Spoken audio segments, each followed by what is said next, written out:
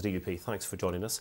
There were some concerns, maybe expressed more privately than publicly by the DUP, about how Sinn Féin initially reacted to the killings on Saturday night. How do you feel now when you see Martin McGuinness saying what he did there?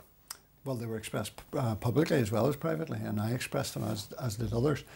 The position was on Saturday night and Sunday morning that we had a 14-hour delay. That shouldn't have been the case. As I have put it and others have put it, 14 seconds is enough to say that this is totally and utterly to be condemned and people have to be brought to justice. But, you know, we've come through the weekend.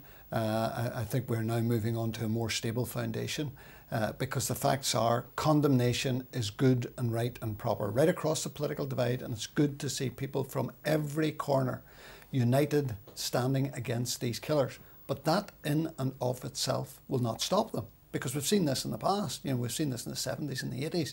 United shows of protest by people across Northern Ireland. That didn't stop the killing.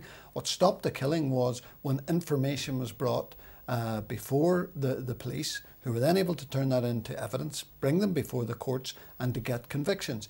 And alongside that, the inevitability that the killers could never win. Once that happened, then violence had to desist, and that's what happened with the provisional IRA, and that's what needs to happen to every other variation of every other terrorism. They need to see that they cannot win and be brought before the courts. Of course, the difference now in this current context is that we have a power-sharing executive, all parties signed up. We have Sinn Féin, previously that supported armed struggle, now clearly disassociating itself from that and condemning these current actions. You have Martin McGuinness there, self-confessed IRA member of the past, thought by many to have been the top man in the IRA, saying that these people are traitors, saying that people need to support the police north and south. Do you think that difference, the difference that Sinn Féin, as he says, are leading from the front, do you first of all believe that they are leading from the front on this, and do you think that will make a difference? The difference will be made when we see the people in court. I mean, the statements are good and right, and it is proper that they should be made. They shouldn't have to be extracted. It is right and proper that they should be made. But we need now to see the evidence. The Chief Constable and the police need to be given the fullest support, and that needs to translate into people in court. Then the wider community will see that these people are being apprehended, that provided that the right people obviously are brought before the courts, that convictions are secured and very hefty prison sentences are doled out. Then people will see this is a new start because everybody's uniting against the killers, and the killers are being put behind bars and not released early but kept there for 20 or 30 or 40 years. That's when people begin to see that peaceful democratic politics pays and violence isn't rewarded, which was the case in the past, but mustn't be the case for the future. Of course, whilst he's calling them traitors, the people who are involved in these small dissident factions think he's the traitor, he's the one that sold out on the Republican cause. So do you think his language will actually get through to the people who might just have that nugget of information that's necessary for the PSNI to bring people to justice? Well, I don't think that his call or his statement will get through to the perpetrators. It may get through to some people who have some information or knowledge of the perpetrators, and that's the key. The key is to get snippets of information to the police that they can build on, they can set up a case, they can get that through the prosecution service and get the killers into court. Because I keep coming back to this, you know, united shows of condemnation are good and right and proper, but sometimes they are an example of a release valve for the wider community so that they can demonstrate that they're doing something. But in fact, what we need to do is get the killers behind bars to stop them repeating the killing. And then we need to give the message to the killers that they're never going to win. No matter how long they do this, how often they do this, they will never, ever defeat democracy. That's the big key. And when we get there, I think we will have beaten this once and for all. We've seen the Chief Constable there rule out bringing the army back on a routine basis onto the streets. He said it wasn't necessary and it doesn't work. Do you agree with him on that? I agree that what we need to do is we need to have a proportionate response. Sometimes the key is what is a proportionate response. Now, the Chief Constable last week indicated that he would require certain types of personnel. Now, we know what had happened as a result of that, and there were those in Sinn Féin and the SDLP who complained about that and the way it was delivered.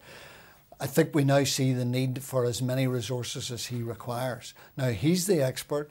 His other chief officers, between them, know what they need to up the ante in terms of bringing these people before the courts.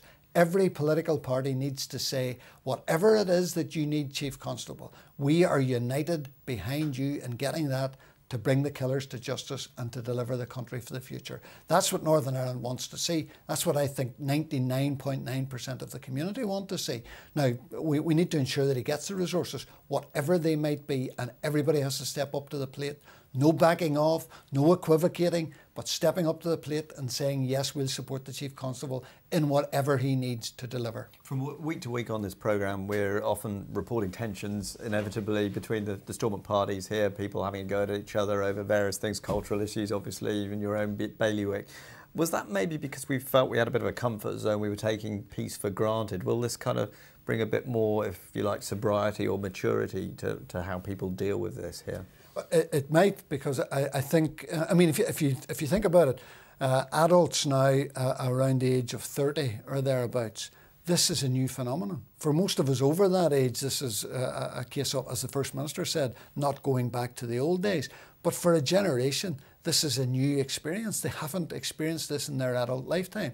So I think there has been, in recent years, an acceptance of the new reality, which obviously gunmen both in Craigavon and in Antrim have ruined. Now, what we need to do is to make sure that that isn't destabilised. As again, come back to say we need to ensure that we destruct the entire mechanism of terrorism by giving the Chief Constable whatever it is he requires to deliver on that. Now, if there has been a comfort zone, we need to make sure that that comfort zone is removed from the picture so that we're all working on a day-to-day basis, because this could happen tomorrow, next week. We could be standing for a minute's silence next Monday in the Assembly. We have to make sure business goes on, and we have to defeat terrorism completely for the future as well as for the present generation. What's your view? Is the Stormont executive, are these institutions more or less secure after the events of the last few days?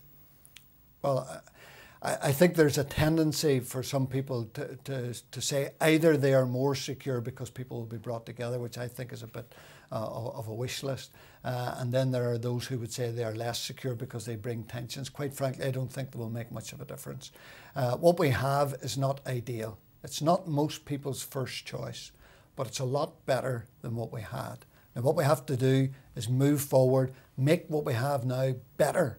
Make sure that there's no going back, no backsliding into equivocating on terror, and build for the future. So I don't think it will make much difference. And if people who think that if they shoot soldiers or shoot a policeman, if they think that Stormont is going to be on a wobbly course for the future as a result of their activities, I think they will find over the next weeks and months that that isn't the case and wouldn't have been the case whether they had or hadn't killed anyone. Gregory Campbell, many thanks indeed.